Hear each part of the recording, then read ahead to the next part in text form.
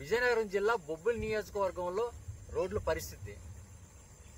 ఇదే రోడ్లో వాహనదారులు ప్రయాణికులు ప్రయాణం చేసి కాలు చేతులు విరిగి మంచం బారిన పడేవాళ్ళు చాలామంది ఉన్నారు. కొంతమంది మరణించిన వారు కూడా ఉన్నారు. అయితే ఇలాంటి రోడ్లకు త్వరలో మోక్షం కలగనుంది. అది ఎప్పుడంటారా?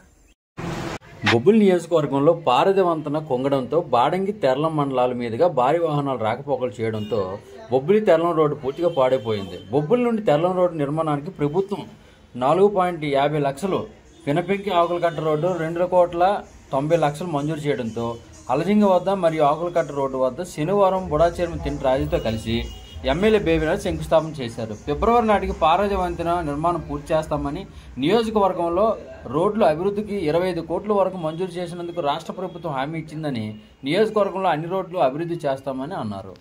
మాట్లాడడం జరిగింది. మా ఫిబ్రవరి మార్చి నాటికల్లా పారాది బ్రిడ్జ్ ని మనకి ట్రాఫిక్ కి అందుబాటులో తెస్తారన్నటువంటి శుభవార్తని మీకు అందరికీ కూడా తెలియజేసుకుంటున్నాను. మేము ఏదో అరకొర పనులు చేసి టెంపరీ వర్క్స్ చేసి బ్రిడ్జిల మీద ర్యాలీలు చేసే ప్రభుత్వం గాని వ్యవస్థ గాని మాది కాదు.